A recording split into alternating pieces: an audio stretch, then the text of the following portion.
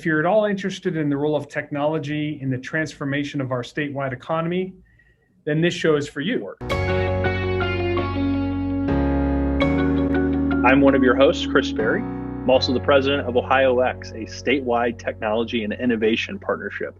Jeff, welcome. Hey, good morning. Thanks, Chris. Great to be here. I am Jeff Leo Herrmann, also a co-host of the Ohio Tech Report, and I'm reporting in from Youngstown, Ohio, and I'm the CEO of the Youngstown Publishing Company. And Jeff, each week we're going to be looking at three of the top stories that are happening across the Buckeye State that are helping build Ohio's future through technology and innovation. And so today for our first show, we're going to be in Columbus, we're going to be in the Mahoning Valley, and we're going to be in northern Ohio, from the eastern borders of Pennsylvania to the northwest borders of Michigan.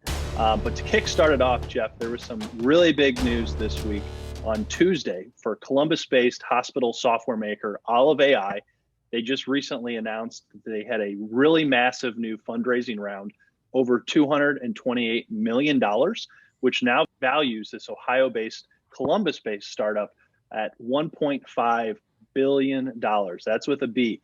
And that's not big for just one or two or three reasons, but so many more, which is really incredible. And one of the exciting things is this is now, Olive is Ohio's third unicorn. So we had Cover My Meds first, Root Insurance. Those two have been either IPO'd or acquired. And so Olive AI is one of the latest, Jeff. Is that good news on the broader front? Yeah, absolutely. They have a really interesting approach where they're one of those companies, these tech companies, that is really leading in how they view the future of work and where people are going to be at. So Columbus is the headquarters. That's where a bunch of people work, but they have operations all across the United States. They work at hospitals, and their software system essentially automates and uses AI to make hospitals and the kind of the back end functions so much smarter and quicker. And so this is huge for the ecosystem. There are just so many of these success stories, especially in Columbus, that are just so exciting for what's happening in Ohio. Well, healthcare, health tech, I mean, that's certainly an industry that we can own. We already have dominant players on the healthcare front. You hit the nail on the head there, where of those three unicorns that we've mentioned, the first one, Cover My Meds, that's in the health tech space. Second one, Root Insurance, just IPO'd on the NASDAQ. That's an insurtech. And then this one, Olive, is, again, back in health tech. And so what is Ohio good at? We're great at things, manufacturing, healthcare, insurance. That's where so many of our big organizations live. And so to see innovation around it, that is creating new companies, new jobs, is really exciting for Ohio. And I think is just the beginning, the tip of the iceberg, if you will. But why don't you take us to story number two, Jeff? I was going to say that's really good to know, because you mentioned the word manufacturing, and I have a great manufacturing story to share. Something that's been percolating here for the past few months, but we're thrilled, in fact, that there are 1,000 jobs in the electric vehicle space and the battery storage solution space coming to the Mahoning Valley. So Ultium Cells LLC is hiring. And that's great news, because Ultium is the joint venture between General Motors and LG Chem. And they're building a $2.3 billion plant here in Lordstown, Ohio, of which we affectionately now are known as the Voltage Valley, right? Can I hashtag that up? You can. So, and I drive past the plant every couple of days. So they've broken ground, construction's happening, but it's the size of 30 football fields, and they all have an annual capacity of more than 30 gigawatt hours with lots of room for expansion. But with, manufacturing jobs and our legacy in manufacturing, you have, this Ultium Cells joint venture, GM/LG Chem.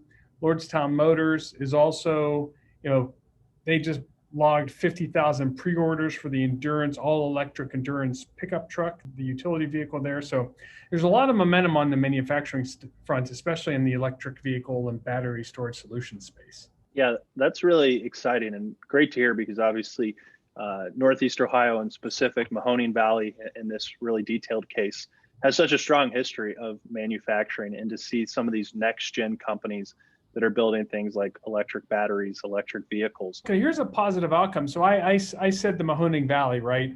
And that's Youngstown. But guess what? Lordstown literally sits at Route 80 and 76.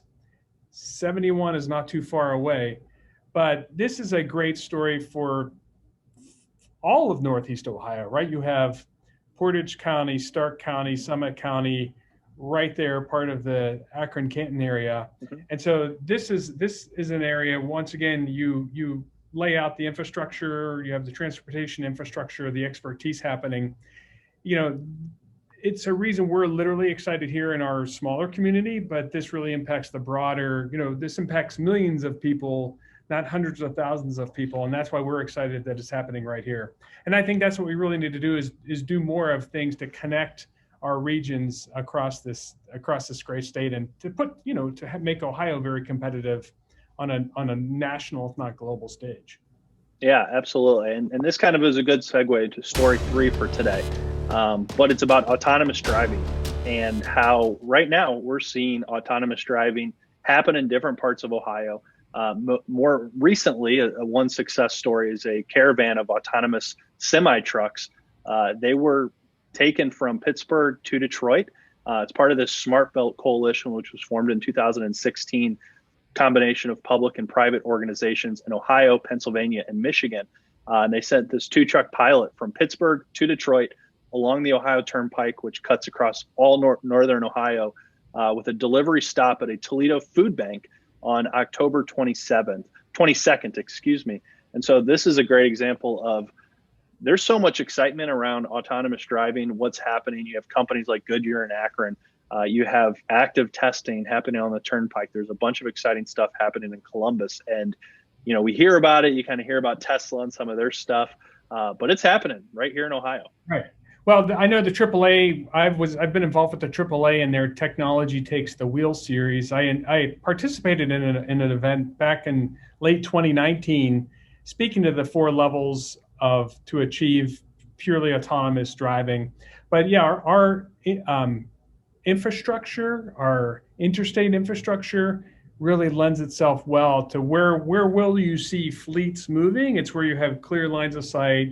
Especially in this autonomous space, you have to have the technology companies, you have to have the car companies, and then you have to have the public sector. And in Ohio, we're really lucky to have Drive Ohio, which is really leading the way on this and helping organize it and helping lead it and drive it. And we're seeing all sorts of this, again, from Cincinnati, stuff happening at the Cincinnati airport, stuff happening in Columbus on this, up in the Turnpike, Route 33 out of Columbus that runs northwest. There is a lot of this going on, and an area that we can really lead in, because we have, again, groups like Goodyear, we have Firestone that are in this mobility space, and to have that cooperation between the public and private sectors is massive and very much key as anyone thinks about the work that can be done with autonomous driving and vehicles. Right. And collaboration is the key. And hopefully we're inspiring our audience today, because we're doing this simply to bridge these gaps, right? We have so many strong regions across this great state of Ohio, the big 3 Cs, and then the subsequent other towns that you've often mentioned. But if we can inspire some degree of collaboration across organizations, public-private partnerships, that's why Ohio Tech Report exists. We're a perfect example, you and me, Jeff, where you're in Youngstown, I'm in Columbus. We chat a couple times a week, but you're always telling me stories about what's going on in your part of the state. I'm sharing what's happening in my part of the state.